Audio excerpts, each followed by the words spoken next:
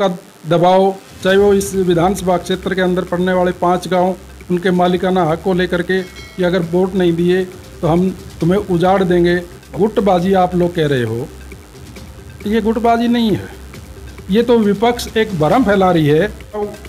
लड़ने का तो मैं भी इच्छुक हूँ और दावेदार भी हूँ, और अगर पार्टी लड़ाएगी तो आदमपुर विधानसभा से, क्योंकि मैंने 2014 में जब यहाँ से भारतीय जनता पार्टी की टिकट पर चुनाव लड़ा था।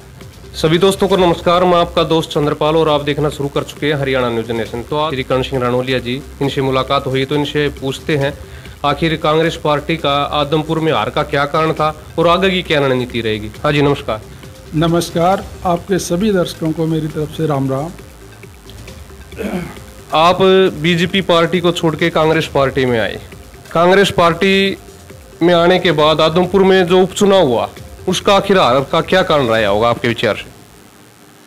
देखिए, जिस प्रकार से कुलदीप बिश्नोई ने ईडी और सीबीआई के दबाव में अपना रिजाइन करके और भारतीय जनता पार्टी को जो ज्वाइन किया है, वो हल्के के लिए नहीं किया है। उसने अपने निजी स्वार्थ के लिए इस विधानसभा के अंदर एक उपचुनाव को और झोंका है, और कांग्रेस पार्टी हारी नहीं है।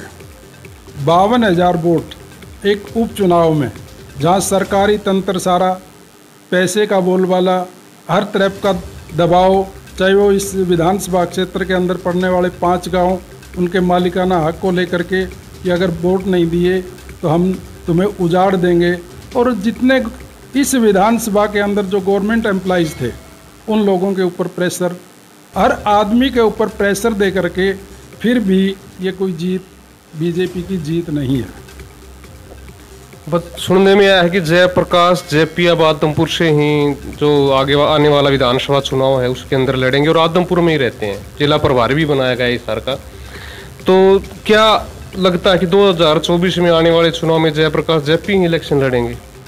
देखिए, ये राष्ट्रीय पार्टियां, पहले कुछ भी हम नहीं कह सकते, लेकिन चुनाव तो उस टाइम यहाँ के लोगों को मैंने एक वादा किया था कि मेरा कर्म क्षेत्र ये आदमपुर विधानसभा ही रहेगा, तो इसलिए टिकट का दावेदार तो मैं भी हूँ।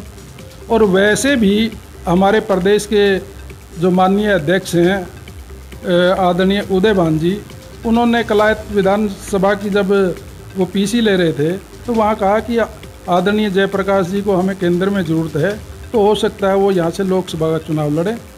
माना जा रहा है कि हिसार लोकसभा से जयप्रकाश जेपी को टिकट दी जा सकती है, पूरी दावेदारी दिखाई गई है, क्यों कुलदीप बिश्नोई भाजपा पार्टी को ज्वाइन कर चुके हैं। नहीं, मैंने तो ये बात आपको कही है कि संभावित जो उम्मीदवार हैं उनमें सबसे टॉप में हमारे इस जिला के प्रभारी भी पूर्व केंद्रीय मंत्री आदरणीय जयप्रकाश जी हैं। तो कांग्रेस पार्टी आज देखने में आया है कि कांग्रेस पार्टी के अंदर गुटबाजी चलती रहती है, चाहे वो किरण चौधरी हो, चाहे कुमारी शैलजा हो या रणदीप सुरजेवाला हो। तो क्या आपके हिसाब से क्या लग रहा है, क्या कांग्रेस पार्टी 2024 के चुनाव में ये जो गुटबाजी है उनको समाप्त कर पाएगी? जो गुटबाजी आप लोग कह रहे हो, ये गुटबाजी नहीं है, ये तो विपक्ष एक भ्रम फैला रही है। क्योंकि आज आपने इस प्रदेश के अंदर आदरणीय चौधरी भूपेंद्र सिंह हुड्डा जी के नेतृत्व में कांग्रेस की लहर बन चुकी है, और ये लहर ही नहीं, आने वाला जो चुनाव है उसमें कांग्रेस पार्टी आदरणीय चौधरी भूपेंद्र सिंह हुड्डा जी के नेतृत्व में सरकार बनाएगी। और जो बड़ा परिवार होता है उसमें मतभेद तो हो सकते हैं, लेकिन मनभेद नहीं है।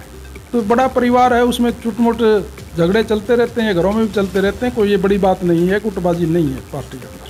2024 में कांग्रेस पार्टी आपको टिकट देती है तो किन रणनीतियों पे, किन विचारधारा को लेकर आप चलोगे आदमपुर के अंदर?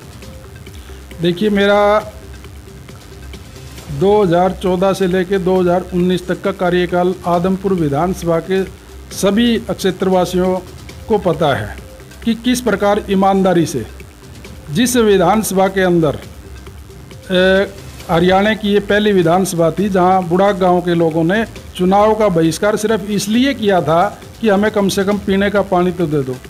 इस विधानसभा के अंदर इस प्रकार की स्थिति थी, और उस बुढ़ाक गांव में टेल के आखिरी जो टेल थी उस पर भी हमने पानी पहुंचाने का काम किया। सिर्फ पीने का पानी नहीं, खेती के लिए भी पूरा पानी वहाँ मिला।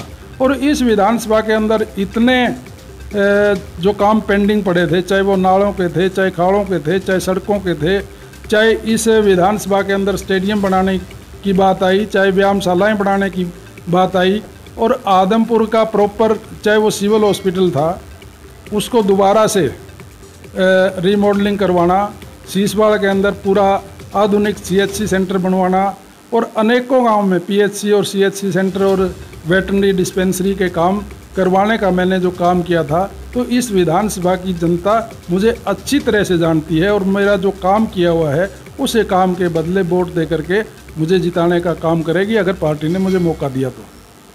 कुलदीप बिश्नोई, आए दिन सोशल मीडिया हो या अखबारों में भी खबरें छपती है, आदमपुर में विकास कार्य शुरू हो चुके हैं। आप भी दौरे करते हो आदमपुर हल्के का, कितना विकास कार्य हुआ है आपके नज़र में? चंद्रपाल जी, इस विषय में सिर्फ एक बात मैं कहना चाहूँगा। आदमपुर के अंदर खड्डे खोद के गेड़ रखे हैं, और वहाँ के लोग खास करके दुकानदार सड़कों पर आए हैं कि आज हमें इस स्थिति में ला करके छोड़ दिया है कि ना तो कोई ग्राहक आता है, और अगर हम बैठें तो सारा दिन धूल खा खा करके हम भी दमे के मरीज बनेंगे। और गांव आप किसी भी सड़क पर चले जाएं, आदमपुर विधानसभा के आज सारे सड़कें टूटी हुई हैं, पीने का पानी भी कई गांव में आज उपलब्ध नहीं है, उसके लिए भी लोग वाटर वर्क्स पर ताला लगाने का काम कर रहे हैं।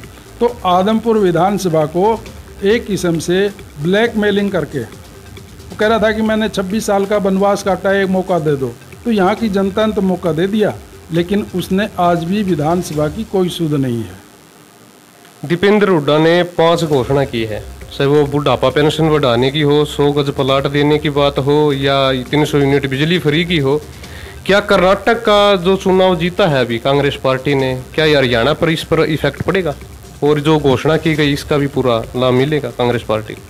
देखिए, परसों कर्नाटक की सरकार ने शपथ ली है, और शपथ लेने के दौरान ही हमारे राष्ट्रीय नेता आदरणीय राहुल गांधी जी ने वहीं पर उन 5 बातों की घोषणा की कि जो ही शपथ समारोह के बाद जो पहली मंत्रिमंडल की बैठक होगी उसमें 5 जो चीज़ें जिनकी घोषणा की थी उन पर मोहर लगाने का काम किया।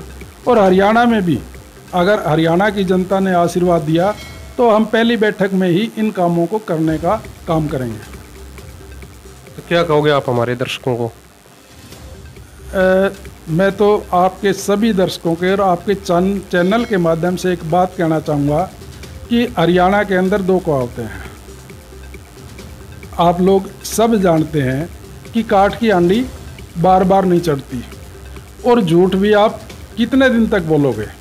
आज ये सरकार सिर्फ जुमलेबाजी करके लोगों को एक बढ़ा चढ़ा करके बात करके एक दिखावा दिखा करके जो वोट लिए थे, तो हरियाणा की जनता ने 2 बार वोट दे करके इनको सरकार बनाने का जो काम किया था, आज हर आदमी पछता रहा है। तो मैं यही कहूँगा कि आने वाले 2024 में चाहे वो लोकसभा है चाहे वो विधानसभा है, कांग्रेस पार्टी को वोट दे करके एक बहुमत से यह सरकार बनाइए, और जो जिस प्रकार से एक आम आदमी को जिस चीज़ की ज़रूरत है वो चीज़ें ये सरकार बनने के बाद उनकी तुरंत हम करने का काम करेंगे। तो आने वाले 2024 में आदरणीय चौधरी भूपेंद्र सिंह हुड्डा जी के नेतृत्व में, जिनका कार्यकाल पहले 10 साल आपने देखा है कि किस प्रकार से गरीबों के लिए, चाहे वो SC और ख़ास करके BC के लोगों को मैं कहूँगा कि जिस प्रकार से बच्चों को छात्रवृत्ति, गांव में जिस प्रकार से 100 गज के प्लाट जो देने का काम किया था, उसी को हम दोबारा से चालू कर सकें। तो इसलिए कांग्रेस पार्टी की सरकार बनाने का काम करें। तो ये थी हमारे साथ है कांग्रेस नेता कर्ण सिंह रानौलिया जी। आप भी कमेंट बॉक्स में राय जरूर दीजिएगा, बने रहिएगा चैनल के साथ। मिलते हैं अगली वीडियो में। धन्यवाद।